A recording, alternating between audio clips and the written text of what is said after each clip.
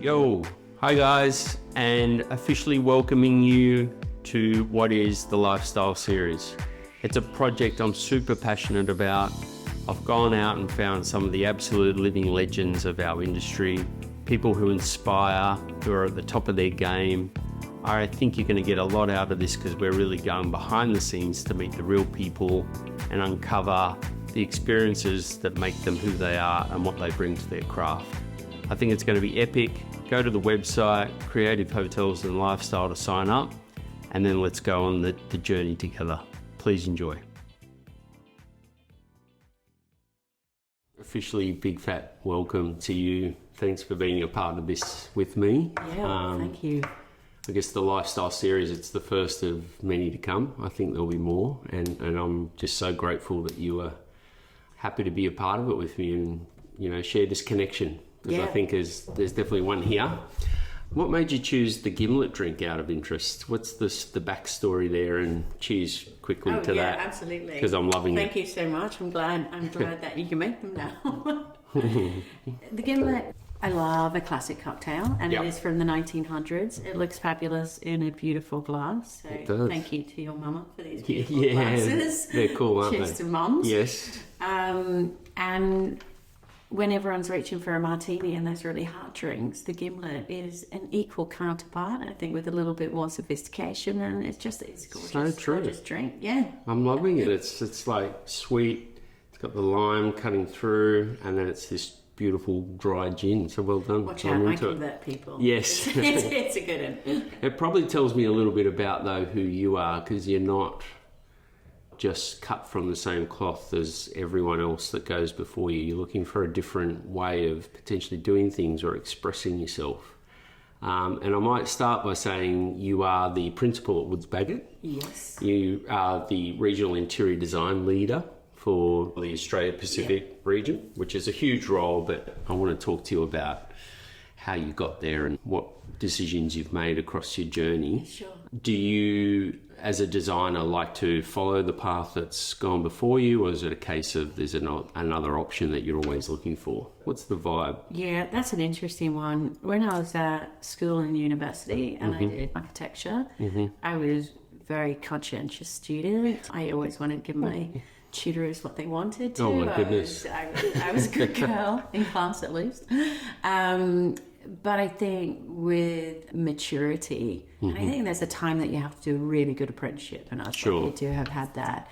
But with maturity professionally and personally, then yeah, absolutely. The last thing I want to do is do something like someone else, or have a drink because it's popular at the moment, or design something because everyone else is doing it and people will like it at the time. Great, cool. I do your drink. You're absolutely right. The drink, it's classic. Yes. But you know, it's also contemporary. Like it's got a really good make place. it and make it your own type thing. I think the way it's presented or executed is up to the individual, right? Yeah. Even if I slip into a Diet Coke or something like that, I'm always having it in a wine glass. Oh, do you? Yeah, I do. Keep people guessing, basically. I just I like being considerate about everything you do, and the drink that you have and what glass you put it in, and all of those decisions are very considered. And I went to a lecture once with David Chipperfield. Oh, yes. And he was just like, if you go to the market and you want to buy a fish, why would you not buy the most healthiest with the clearest eyes, the most beautiful, shiny, fresh one, and then you take it home, and why would you not put the most beautiful lemons and dill and herbs in it, and then why would you not choose the best platter? Exactly. Why would you not choose something beautiful to present this beautiful specimen? Yes. And my poor children, I do that with them. I was like, why would you put the groceries back all facing the same way? Yes. Why would you not line that up in the fridge? Yes. So I think as designers, it's really important that we're always making conscious choices. Yeah. Like, what's the best way I can do this? But it's also part of your character. I think what you're saying, that didn't just happen by accident. I think, therefore, as a designer, did you know that was the approach that you were passionate about at the time? I mean, you're a particular personality type, I would have thought. Yeah, I talked to, upon reflection as parents get older, I talked to my mother about this. Yep. And I remember getting told off for always wasting paper. And I would, before the time of wind up, dare I say, or anything else, I would write, and if I'd make a mistake, I'd screw up and start again. And she would say, cross it out. I'm like, no, it will ruin my page. Ruin my product. Yeah, and then I do remember a time in D&T at school, and there was all this sawdust all over the floor, and I was just with my foot making patterns and stuff, and a teacher kind of came up to me and goes, you are always designing. Always. And I never realised it, but again, upon, experience, age, reflection, you do realise that's all you were doing most what of you your were life. Doing. It was really subconscious from a very young age. So drawing, doodling, it's playful. Yeah. My brothers had a beautiful book that was font styles and texts and things like that, and they got sent home with extra homework. Amazing. But I would just sit and nearly all weekend just draw over different font styles until my own writing became a font. Yes. Yeah. I find that fascinating. Obsessive. Though. Yes. I mean, some people will go, okay, that's the perfectionist of sorts, and it comes through in terms of, as you say, amazing ability to do perhaps a luxury project. But I don't think that you would pigeonhole yourself as doing a certain type of hotel or hospitality venue or a home for that matter, would you? Like you've sort of, I mean, over the years, and it's a 20-year career plus. You can add a few pluses onto that one, actually. Didn't want to say, worries. but I feel like, obviously you hone your craft, but you're still open to different opportunities as they come up, like across different markets. The most exciting thing you can do is something new. Yes. And I think even I did a little bit of lecturing early on, and I said to students then, the most important thing is problem solving. That is your job. Yes. Hopefully you have those aesthetic desires inside of you, because some people are just natural at that but not great problem solvers. Design actually has to be, there's a series of so many questions and so many options of solutions. Sure. That and when we talk about rigorousness and this pursuit of perfection, it is always about iterating until you can actually feel calm that this is the right solution, and it could be for the tiniest detail. Sure. So what I do is I always set up so many rules around a project. There are a lot of rules. Right. And everyone comes in, even something that's quite eclectic, like Shell House, which was probably the most eclectic piece I've done. Yes. What is the base materiality? What is the next level? What is the fun stuff that goes on top? And I had this great lecturer that talked about order and variety. And if we place order in all the decisions we make, it would be beautiful. We'll be able to manufacture it well. People will be able to communicate it well. Sure. And it will go on site. But then you need the variety. And sometimes, really ordered projects, then you just need to, at the end, you need to... The flair, the edge. To unsettle them. Sure. So that people aren't bored in the space. So... and he was a brilliant man, and wow, I remember that a lot when I'm being over ordered in a project, or if there are too many references coming in, saying, how can I structure this? I love this. Yeah. But it also reminds me about just hotel development or projects generally where you're trying to work through feasibility, and often it's let's call it the fundamentals that you have to get right. You before you can kind of go on this journey of, designing something that's fabulous. I think there's a lot of designers we come into contact with that are kind of overlooking that early piece, because as you say, it's still about the use of the space. It's about the financial and commercial imperatives, which unfortunately are everything. We can't tougher and tougher even and tougher. And tougher and tougher, right? So. But that's fascinating. I think the problem-solving bit, though, is at its heart, it's kind of something that I've heard you say a lot. So do you think that came from somewhere in your life, though? I remember you talking about mum and dad. Dad was motor mechanic right by trade. Right. Mum, housewife. Yep. Not in a derogatory way, in a very, very proud way, raising 4 children. And amazing. Yep. But I'm number 3 out of 4. Girl, yes. girl, boy. Love it. In the house, we had to be very well mannered. We didn't have to be down the shed. So I spent a bit of time down the shed with the boys. Yes. I can imagine that. Yes. Yeah, and we, rode motorbikes for many years. Love it. And Dad would take us down there, and we would take the bikes apart, and we would you bore tinker with them and realign brakes and do all those sorts of things. And also, like, even when we were doing a carport, I think I was about 10 years old or something, and all the mates came around. Yeah. Crates of beer. Beer. We were literally making concrete in buckets and pouring like a 4-car carport. I think it was really beautiful, sort of hands-on, very practical.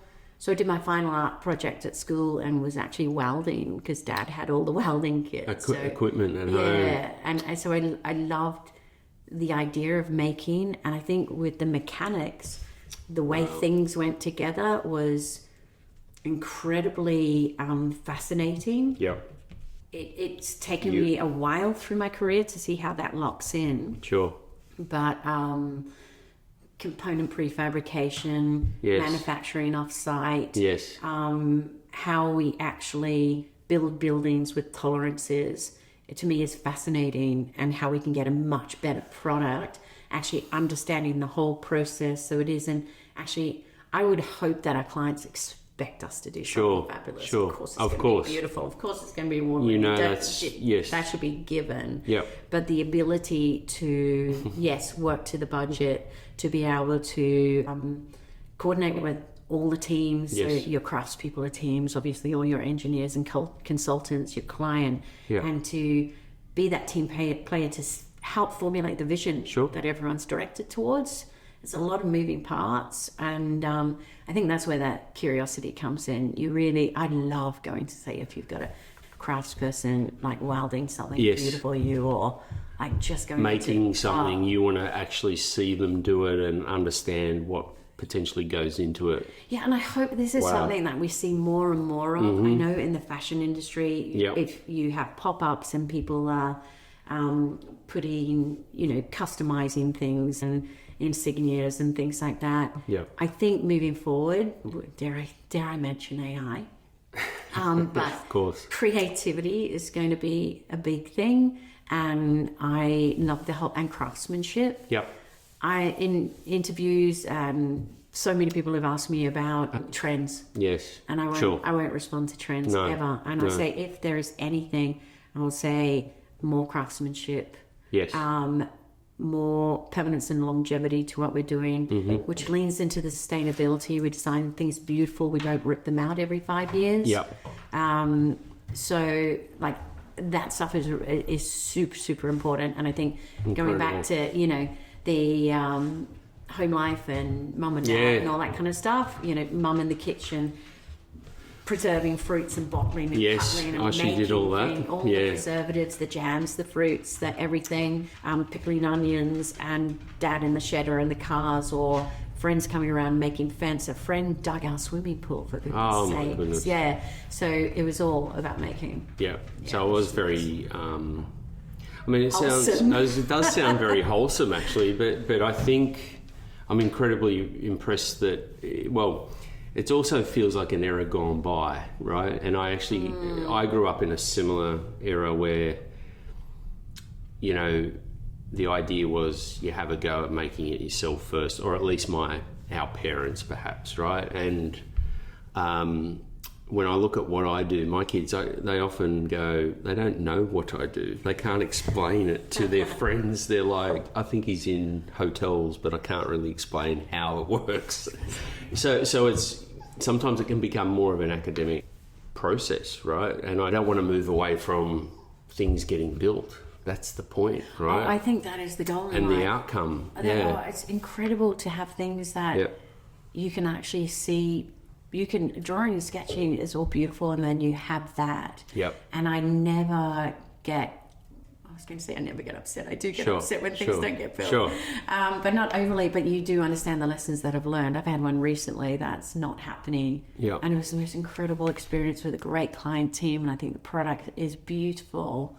And I have to lock that down to trained a gorgeous team on it, created great work, and it will go into the next project. I think it's incredible. We have to let them go now. People wouldn't necessarily know that about you, I'm guessing, as a designer first up, that you are interested in the buildability and how it's actually put together. I think I still shock people when they come in, and it's something that's really important. Like, because you dress so well, your fashions.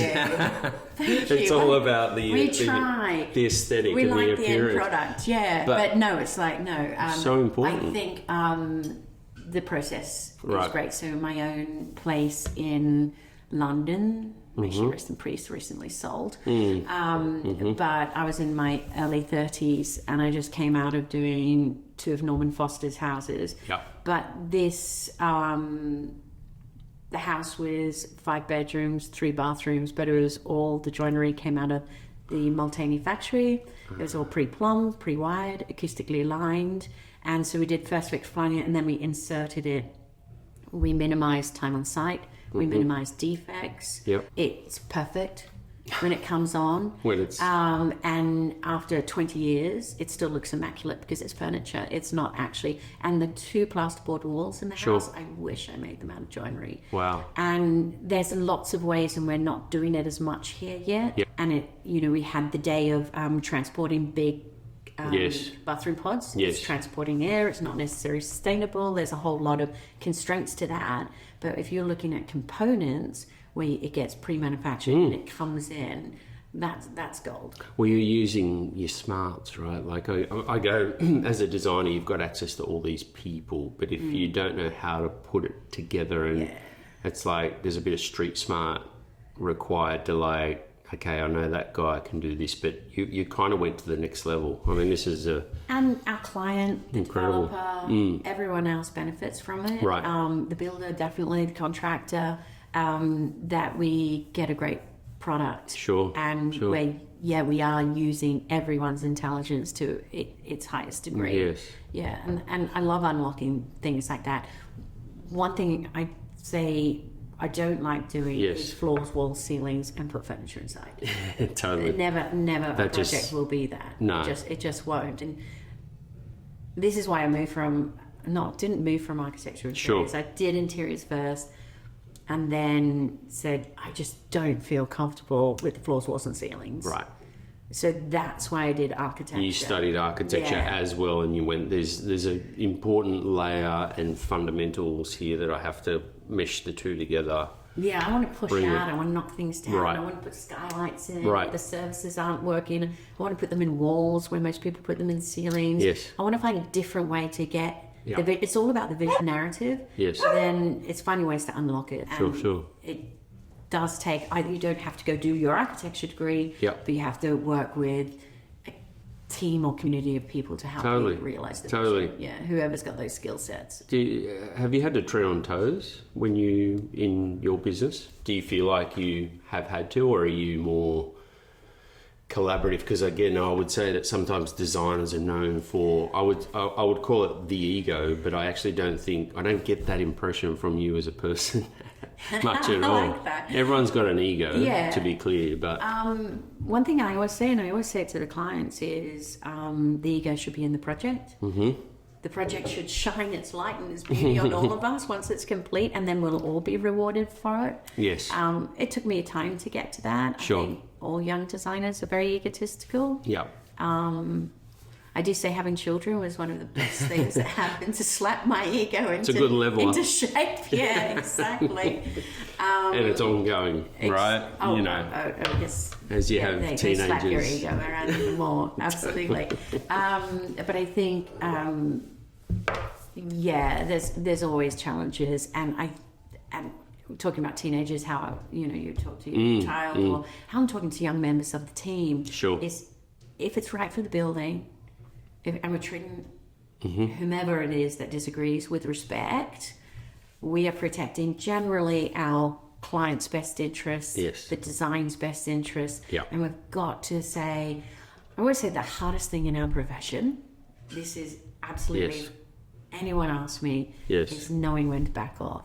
Knowing how diligently to chase that vision we have and how much to fight for it. So there were things that happened and it's like, how much do I piss the client off wanting this vision? Got it. Where they see it's for ourselves.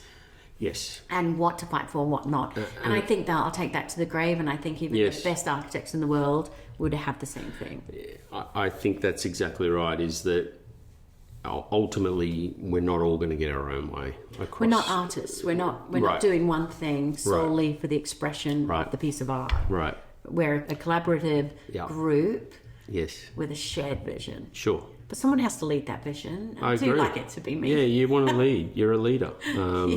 And setting a vision. I would argue that there's so many projects as well that the brief starts with the same basic premise, right? As you say, we might be talking about a hospitality venue and going, how do we get bums in seats and the best cuisine, the best restaurant? It's going to have a vibe. It's going to have external patrons outside the hotel. And to be honest, it then comes down to someone who's personally trying to find the layers beneath that really resonate. And I think that's a really hard job. Someone's got to do it, as they say, but it's just to me that's the holy grail, is working out, even if the vision can be quite similar, it's like, how does it really evolve for this particular location? You know, it's the thing that maybe makes Justin Hems great at what he does, or a particular hospitality provider. You know, it's that secret sauce, as they say. And I'm still working it out, as I'm sure, you know. And I hope we all do. Correct, The best thing in the world is to wake up every morning and go, what is going on today? How am I going to achieve this day? And that's what I love, this, like we said at the beginning, a series of problem solving. Right. I think most people go to do their own house and have no idea how many decisions you have to make. That's a good point. Yeah, it's a really good point. Everyone who does their own project really is overwhelmed by the decision-making process, but then we could do a restaurant, or we could do a house, or we could do an office. Yes. You get a hotel. Yes. And you have everything in there. Yeah. So again, about being rigorous, I always set out and say we would find the narrative. Sure. And hopefully, like, really illustrate a vision that everyone wants to buy into. Everyone's going, yes, I want to be a part of this. And everyone understands what they're working towards. Sure. And that's a beautiful thing when you see the team come pull together. it together. So I'm really excited by that concept stage. Like, that's incredible. Can I just interrupt you? This would be particularly hard to put in a fee proposal. It's impossible. You know what I'm saying? It's like, we always get measured on outputs, but what I'm hearing, and I see it time and time again, is this is a value proposition that's so hard to put a number to. And that's probably the challenge of the careers and industries that we've chosen. Is how the hell do you, because you're this opportunity to pull people together, create a vision, take them on a journey, give them the story, give them maybe the characters that they're going to play in the play, and then go, right, that's a nice way of putting it. Yeah, it's like, but I think it's a legitimately really, really challenging thing to pull together. Because sometimes people don't realise that they need to be a character, as in have a part that's beyond just signing off on this bit, you know? And it's like an owner, I always say, they write the checks, but if it's an owner that's not engaged, good luck. It's going to be a... dream is owner-operators. Right, okay. We're invested. There you go. We're actually invested in the property and care. Okay. I mean, there's a flip side to it. Of course. They're really involved in everything in my legend. Sure. But people who are invested in the outcome make completely different decisions to working for, say, a body or a collaborative of people. A corporation. Corporation, yeah. It's different. But the corporation, quite often, we can run a little bit more freely sometimes. Yeah. But I always say, like, up front, that brief development and finding that narrative locks it in for everyone. Yes. So some of the young ones will always say, oh, but I haven't got a brief. I'm like, well, that's our job. We're creative. We create Maybe the client doesn't understand what their brief is. Maybe they can't see all the potentials of that site. Mm-hmm. There was a great one doing a Cre8tive Hotel in LA for my fabulous friend Ian Lomas. Yes, and he rang up and he said, oh, I don't have the capacity. Can you design this in Sydney? No problem at all. But what the interesting thing there is actually showing an operator who's inherited a chain of hotels from his father about how to unlock the potential of it and actually say, you've got a great restaurant, you've got all these conference facilities. How do we link them in? How can we add value to rentable rooms and have your conference center coming into part of the restaurant, lock that bit down? And as we're going through those early stages of design, it's not just giving them a vision that it's mid-century modern, there's all these other things. It's actually saying we can add value to this, we can add revenue to this. Trusted advisor. And that stuff is where good designers will really, really go. Add square meterage, add value, add rental opportunities. Anything that generates revenue, cash, upside on value. I mean, it's the language I love and speak, but I think to hear it from designers of your caliber, design it in. But you're looking for it. You're like, okay, hang on, there's a spare. That space is underutilized. So in new build buildings, that's why I like the architecture side. Like that core's in the wrong place. If you do this, we can actually get more rooms out of here, or we can unlock revenue by you're not using those rooms. Can we actually turn them into guest rooms rather because they're so isolated, and actually you've got space over here that's all storage space, and there's space in the Intercon Sydney, total storage space, and it's now a green velvet lined room, dining table for 16 people. It was storage and it was overlooked, but finding those really great opportunities, you feel good when you're not just giving them something beautiful, but you're giving them something that's really going to work hard for them. Or that they didn't know they were going to get. Exactly. Listen, I want to talk about your time in the UK, and then you based in London for many years. I think it was a pretty, obviously it had a huge impact on your design, career and life over there, but also probably it opened up Europe and US and potentially even Asia. But was Norman Foster and the time there at Foster Partners, how do you feel about your time there? What was it like? It still gets me excited thinking about it. And as I have children sort of grown up going into the world, I'm like, just go to the best. Go directly to the best, and everything's achievable. This little girl who comes out of suburban Auckland, to a motor mechanic dad, got to the other side of the world, worked for the best architect, arguably the best architect in the world, like absolute legend, what a story. No question. Yeah, absolutely, living legend. And I presented to him one day in the first 3 months I was there, and it was things they weren't doing in the UK. It was something about my Australian education, and it was, here's Korean, here's how we can backlight glass. And even the agents were saying, there's no way this will sell. Right. Well, like, there's absolutely no way this is going to happen. And Norman was like, I like it. Right. And it's a Foster and Partners project, and that's what we'll do, or else we'll walk. They're the people who can walk. He's not worried about his decision making.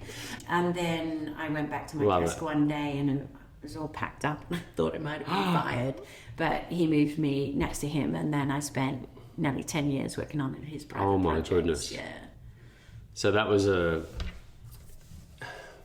life-changing moment, to say the least. I think you said that in the morning you were one of the first guests that he would come by. Yeah, his penthouse was above the Battersea studio, and he would come down the lift and up the stairs, and I was the first person to say good morning to.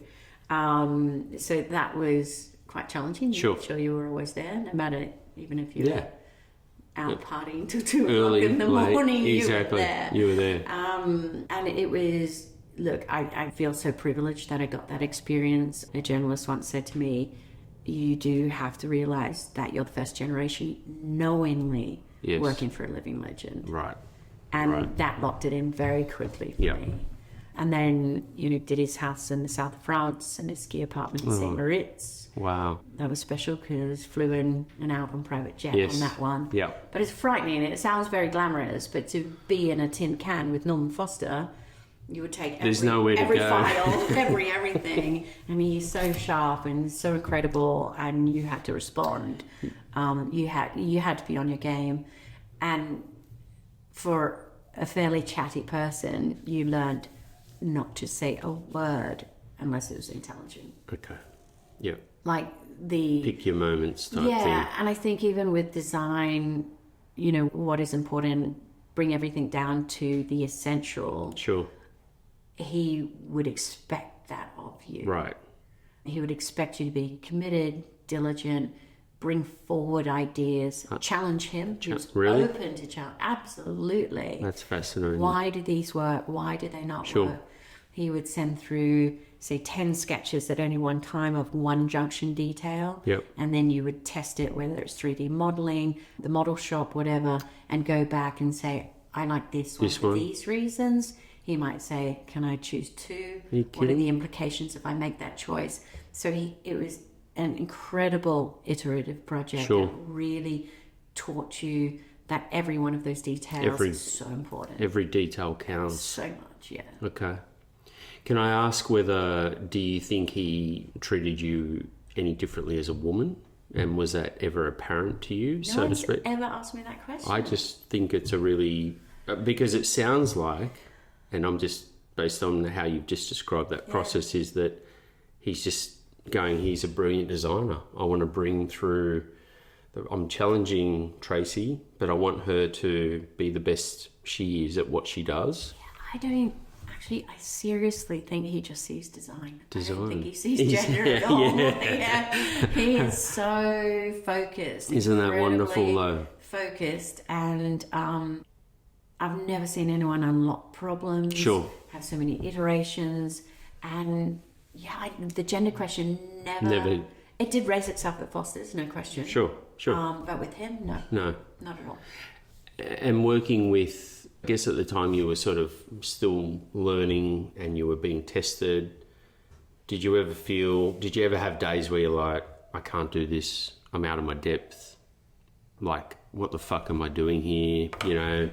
This guy's going to find me out. Was there... Absolutely. Yeah. There was plenty of those moments. Every single day. And not many people got through, more than one project with him on his personal work. How many did you get through? Yeah, I did have a technique. Couple, yeah. It's the technique I use with my children now, actually. That's You'll like this. No matter what he was saying to me, and because he's a very dignified English gentleman. Sure. It was almost more cutting than one of your Aussie bosses yelling and swearing at you. Right. In that generation where they'll say, you'll stay all night and you'll complete this and yell and swear at you. With Norman, it's like, I can't believe you do not do this. Devastated. You felt this big. Yeah. But whatever he said to me, I just wanted to listen and go, oh, you want me to change that detail? Sure. Got it. I was there to learn from him. Sure. There was absolutely no way would I push back. He welcomed thoughts and ideas. Sure.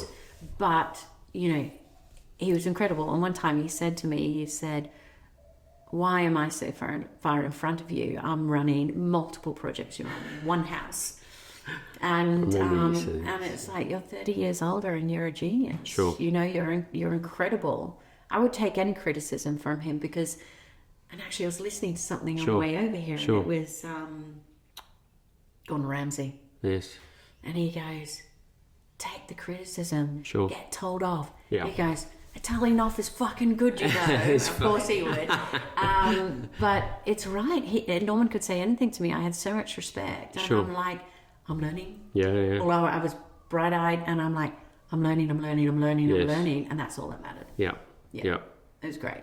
Incredible. So you saw it as a positive, though. You realised in good time that it was a it was going to have this positive influence I and knew it impact when I was on you. there. Yeah, I knew it when I was there. It was really good. Yeah. And you know, it's not upsetting. Actually, I'm really proud of it that people go, oh man, it's amazing, Foster's. It's the work I've done since then has been incredible as well. Sure. But it's all from that foundation. Sure. That discipline. Yeah. And I loved the discipline of the Brace. Sure. And that's getting harder and harder to give to the next generation. Yeah, and I think we expect, there's two things that I notice happening in the professional services industry is, one is they come out thinking they've got to deliver on day one and they want it all now. So that's the generation we're working with more and more. I'm sure you're there. And then B, it's as an employer, we're going, oh, it's expensive. We better get our pound of flesh and make sure it happens. There's no real investment. That's the argument I guess I'd make. The apprenticeship is, it's like everyone has to experience what it's like. Well, I call mine, to learn. 10 years of Foster's, Right. another 10 years of me. I call the first 10 years an apprenticeship post 4-year interior 6 years architecture. Yes, exactly. My dad said something beautiful to me. He said, a motor mechanic's paying for you to go through university. And he said, that Sparky on site will know more than you, the plumber will know more than you. You listen. It's a privilege. Education's a privilege. So that's one thing. Great. The second one is with Woods Bagot. What we've done is we've created a graduate program. Right. We've gone into the universities and say, we are missing, they come out and they can't do hardly anything. Anything, yeah. And then we realise we don't want the creativity being taken away from them at university. Sure. So what's the bridge that we need? So we take on usually a couple of architects and a couple of interior designers per studio. Sure. And we put them on an 18-month program where they can do 6 months of schematic, 6 months of design development, 6 months construction. Yep. And they might move around projects, but they understand what a project is. Yes. Because you don't get it for a very long time because it's so complex. And it was Norman that said to me, people don't understand I did the Hong Kong Shanghai Bank at 45. It takes a long time. He said, you're not even starting until you're 50. Is that right? Yeah. That's the magic number. Yeah, I love it. Now I'm feeling a little bit more confident in my skill set. Yeah. But it is. It's like you're collecting your tools. You've got to learn so much. The job is so complex. Sure. And you collect all these tools. And I think actually, dare I say, it's post-50s thing. And I think the ego starts to subside because the kids have slapped it out of you. Yes. They've got them through the teenage years and then... Yeah, and something magic starts to happen where... now I will continue to do great work. But it's actually my team. I want to see them be fabulous. I want to be able to, if I ever retire, be able to look at them and go, oh, you're doing such great work. It is that kind of regeneration is so important. Where do we start? We're going full circle. I love that. But what does success then look like to you? I'm hearing what a design process and you're a teacher as well as a leader. Learning to teach, that's been the hardest one. Sure. Yeah. So teaching is incredibly challenging. Yeah. It's different. And not just Norman, every great person I've worked with and work alongside now. Sure. There is this frustration that you see the vision, you know the pathway to get there, and you have to slow down to teach. Okay. And this desire to actually do more projects rather than to slow down and get the next generation. But do we just want built projects, or do we actually want to say, when I'm drinking my gimlet in the middle of the day, maybe taking a little uni course or something like that, or turning over a couple of houses, in my 70s or something. Still rocking it. I've said this to the team, I want them to be able to call me up and go, say to their team, Tracey's coming in. This is the one. Tracey's coming in. She's going to review. And I'm just like, oh, wow. I'd love that. I'd love to, I'd love to get to the stage where I feel content that it's other people's time. Yeah. Oh, that's such a nice nice thing to say. It really is. I think we're all sort of trying so hard to have immediate impact and, you know, put the runs on the board and, you know, it's like, wow, what a player. But you're kind of thinking about the next generation already, which is lovely. Oh, it's hugely important. And you spoke, that is the last point we were going to make about the new generation. And obviously it is not working long hours and work-life balance and all those sorts of things. And they're incredibly important, understand the importance of them. Sure. But then the pressure that fees are going down, buildings cost more. Right. We've still got to deliver the same service, but people are working from 9 till 5. Doesn't stack up, does it? It doesn't stack up at all. No. It's a huge challenge. We work very closely with time and lieu and rewards and things, and saying when we have a deadline, we've got to hit it. That's right. And, you know, sat a team down just last week and said, we've got a deadline, who thinks they're nearing the end of their package. Sure. And I think you probably all need to come in on the weekend. And it was a bit of a wake-up call. Sure. But then we'll give you time in lieu, we'll hit the deadline, then you can have Tuesday off. And, you know, and it's how we do that. And I think taking responsibility is a big one. So rather than it all being on myself as the principal in charge, absolutely, our project leaders take a lot of responsibility. But then I guess I'm training that level, and I say to the project leaders, teach all the young ones, take responsibility for their stuff, and they have to get that done, and they have to be responsible for it. And it's like, you know, my kids went to school, go to great school, and even when the little boy was 6 or something, and it's like, my mom never. It's not your mum's responsibility, it's yours to pack your homework. Oh, I see. You know, it's like, you know, mum's fault. It is those little baby steps that, you know, taking but you're responsibility. weaning them off the sort of step up, take responsibility, be invested in it. Empower them that they're actually learning and they own it, and it's going to be built and it's going to look incredible, and that's yours. You contributed to the overarching thing, rather than what we used to do, where I suddenly started, is you were a junior and you got all the junior roles. Wow. Now it's like you're very much part of this team. I hope you find joy in the value you're giving and what you're creating, and so we need to inspire them in different ways. Love it. I love it. Okay, that's really. Yeah, I mean, it's not saying I'm doing it well, but that's the thought process. But you're we're aware all of trying. it, right? It's changed quickly. Sure. It's changed so quickly. Sure. What brought you back to Australia? Well, or you know, you had a long career over there. Was it the Woods Bagot opportunity, or was it a range of things? I was not thinking of coming back, and I mentioned I have a long-term work husband, Ian Lomas, who worked at Foster's and Make with. Yes, absolute legend. Yes. No one ever thought we'd work well together, but we create magic. Yes. And he won Brookfield Tower. Yes, of course. We put a site architect into that project. Gorgeous guy, director now, running make architect, Simon, love him. Oh, yes. Yep. Legend.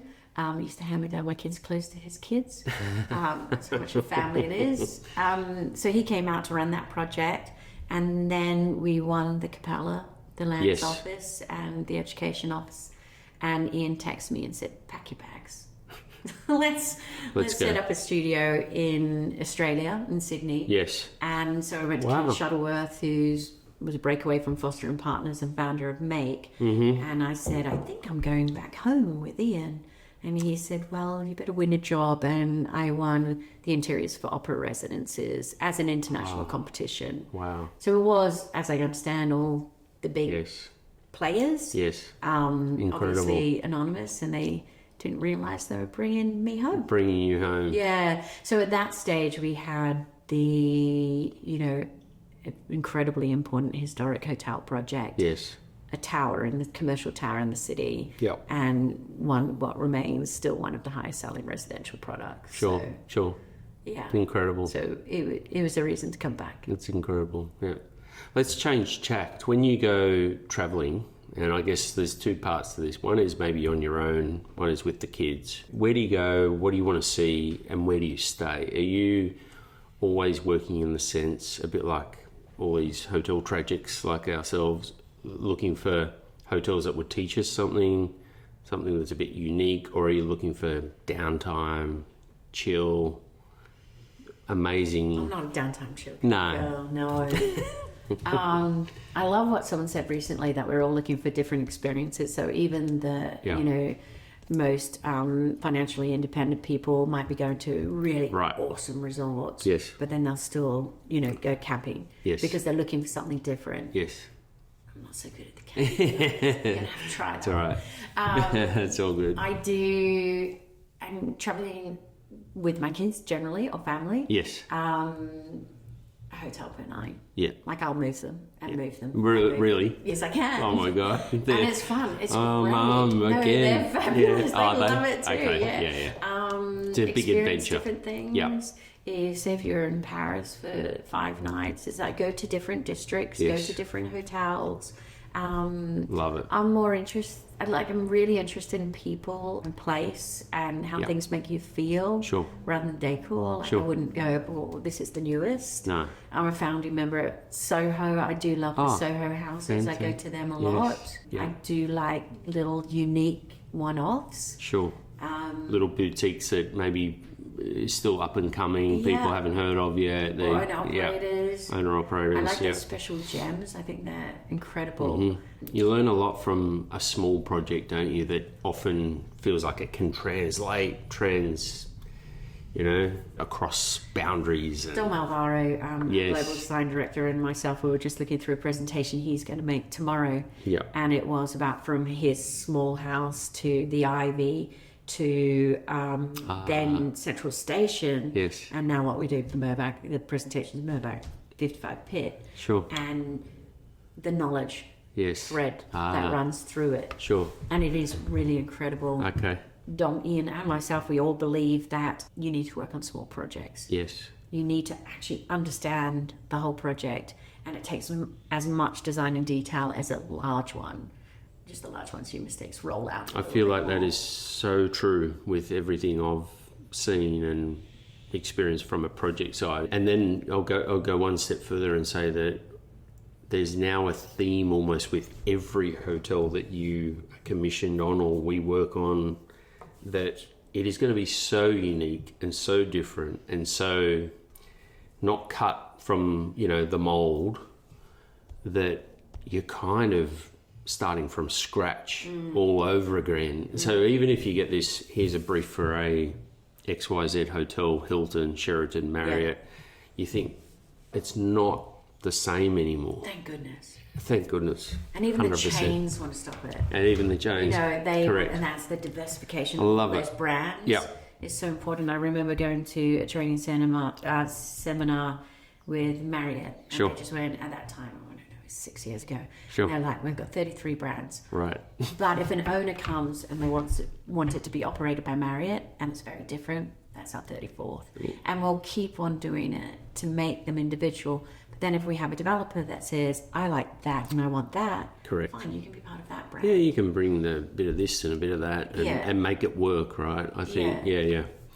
And I guess that's why there's different stakeholders in all these things. There's banks, there's developers and owners and investors, and they typically are looking for a range of things. But I thought it was really interesting that as a hotel operator, they were acknowledging that even the mainstay brands, there's nothing really as predictable and standard driven. That's that huge diversification of the house of brands. Right. That's why it's happening. Yeah. Because, gone are the days where everyone wants, I'm going to say everyone, that's a bit global, isn't it? I think most people don't want to have the same thing everywhere they go. Yeah. That needs to be a level of service. Sure. There needs to be an understanding, don't believe in star ratings, and understanding the level that it's at. Sure. You need to deliver a standard across the board. That's right. But otherwise, be surprised by the place. Yeah, be surprised. Yeah. That's exactly it. Yeah, I love that. I want to talk just briefly about what it's like to be a or female executive in Australia, or of any organisational firm and 2 children, plus a couple of stepchildren. Yes. I mean, it's a big undertaking. Don't know how it's done, because in my life, Kate and I have kind of split the duties, and that's the best way to raise 4 kids for us. I mean, it's a big call, but clearly you're passionate about what you do, and the kids get a huge benefit from that. Yeah. Because you're happy, mum's happy, the kids are happy. But what's that like in terms of working the long hours, travel? You know, does it take its toll as well, or can it? Yeah, I think everyone's different. I personally, you know, things I'm passionate about, I'm obscenely passionate about, which is work and children. Sure. You know, I potentially could overlove my children. Yeah. Look, I reflect differently on being a female in the industry now, very much. I do think that, rightly or wrongly, that growing up in between 2 boys and being more on the male side of the family has helped me no end. Sure. I don't think I noticed any prejudice, as I did notice some at Foster's and other places. Sure. But I was just me, and I was very strong about it, and I was very confident in myself. Yeah. It does very much upset me now when I see younger girls that just aren't as outspoken, losing opportunities. I can reflect on it now. Sure. When you see people with equal skill, but they're not actually getting up there because they are stepping back. Sure. And so I have done a bit of research recently about, you know, the amount of times men would interrupt women as opposed to... And I notice I am suddenly become cognizant of when I sit back and let that happen. Yes.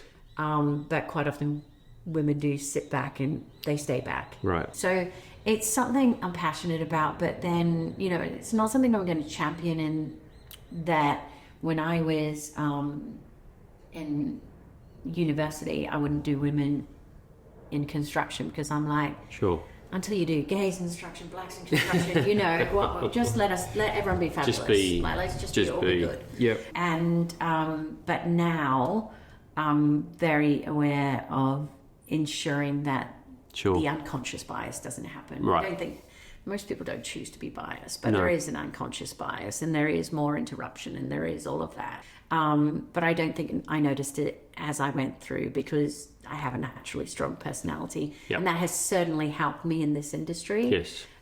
We still have probably 50% at university are female in architecture. Sure. Drops down to 30% by about 30, and there are very, very few, particularly designers, female designers. Sure. There's a lot that move into client-side administration, things like that. Right. But we do find a lot less.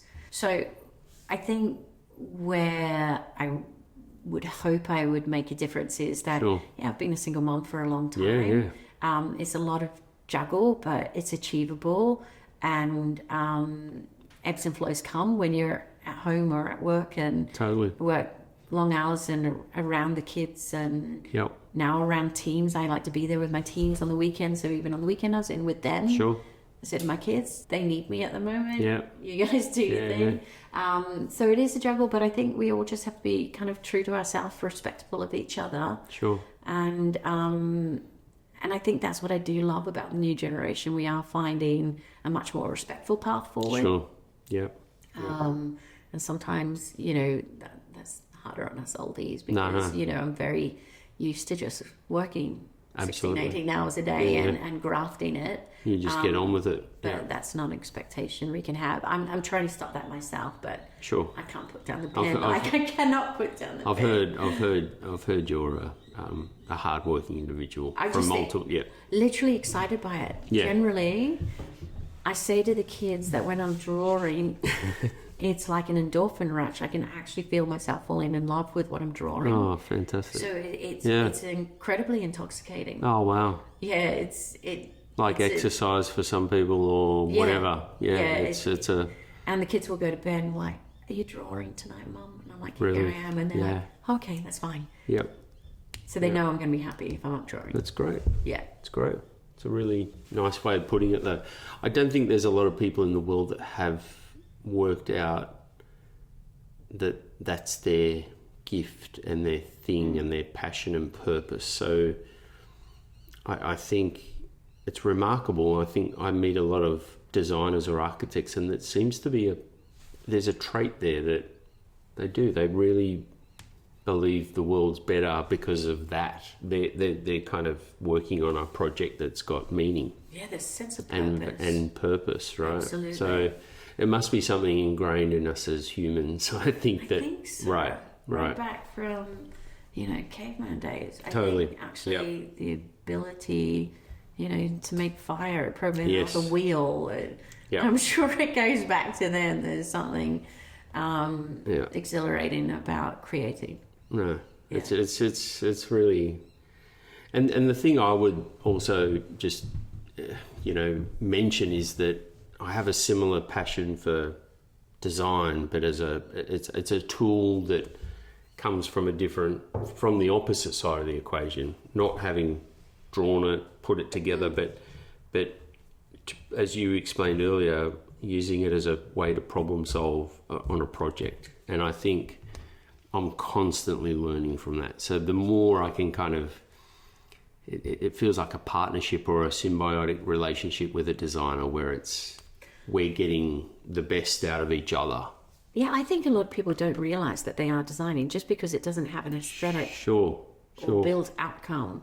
It is the ability to break down a problem and put it back together in a better way, adding to it to create a solution. And people are doing it all the time. Right. I've seen people, training to be CEOs and things like that, and learning financial things, but looking at them like they're a design problem, and it's incredible what they unlock because of the way of thinking. That's it. I think it's a part of the brain that I don't know the science, but for me, it's just the numbers might all be there, but I go, as you probably said earlier, instinctively, I know it's going to work in the P&L. What does that look like in a human sense for a bunch of people? I'm glad you get to do that stuff. I don't want to. I'm glad there are people doing that stuff. Some of it, yeah. It takes all of us to get it built. It does. And, I'm not a trained finance person, so I'm kind of self-taught in numbers, but I was legal, and the rest you just learn. I think it's like you've got to be prepared to... We talk a lot, I think a lot of designers talk a lot about curiosity. Sure. Yeah. It's good, isn't it? And they're just wanting to learn. Yeah. Always.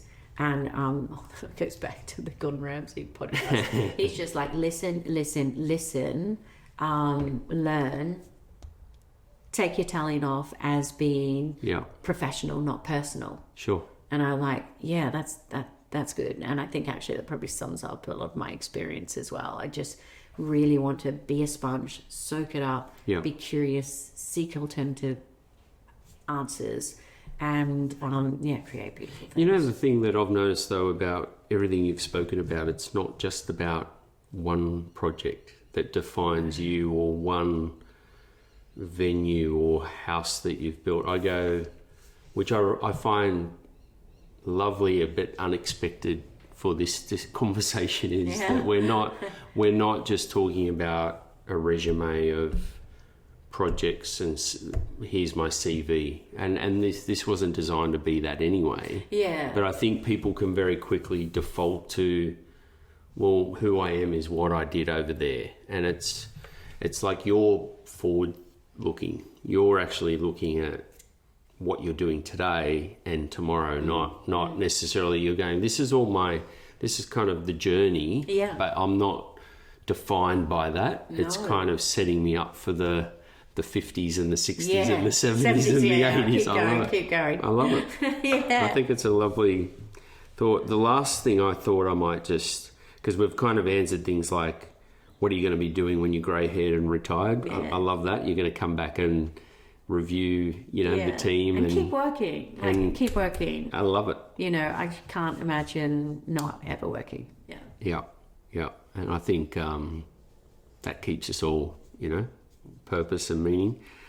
Is there someone or people generally, you've mentioned some colleagues, and in part that may be part of the answer, but the people that you've come across in life that you go, fascinating individual, we have a chemistry, I think I'm either going to work with them again or I'm going to suggest that our paths will cross again. Is it Ian? Is it?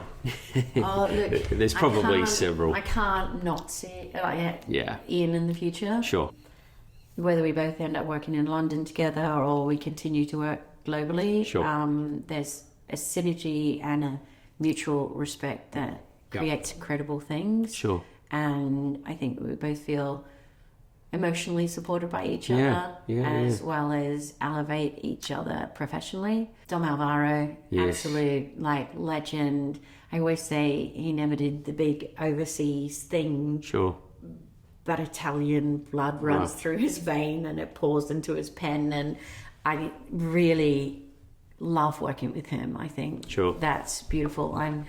I more so like mutual friend of ours, Mari Colangelo. Mari. Oh my gosh, as a client. Absolutely. Like, fascinating. Yeah.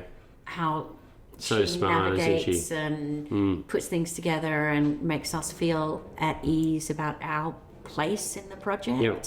And allows us to be creative while still controlling everything she needs to control. She's on my list. Yeah, like that's Mari's such a dear friend, but we've known each other. Like, she was the woman that, when I started my hotel career, welcomed me into the office because there was no one else there. I started day one and she's like, "Hi, I'm Mari. Come and I'll help you find your desk."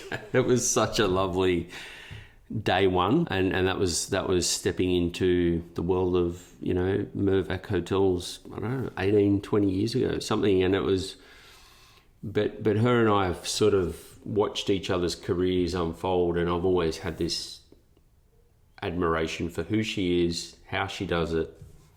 Yeah, and your experience of day one is probably how I feel every meeting I walk into her. I feel like that as a designer, sometimes you can feel a little under attack. Yeah. And you're actually like, I have freedom to express myself and be creative, and she's looking after all that crazy stuff she has to do to get the project going, and there's a huge mutual respect for what she's doing. Sure. But you do go into a meeting with confidence that she wants the collective that is producing that project to be the best they can be. Every single one of you is going to make that. Sure. And that's what it feels like working with her, which is great. And you were going to ask, like, if you had someone else in. I was thinking about this question because you sent it to me. Yes. And I was thinking, there's two guys that I have had a drink with and I've come into contact with. And actually, the two, if you could handle two of them together, it'd be amazing. But that's I think fun. they're both very fascinating.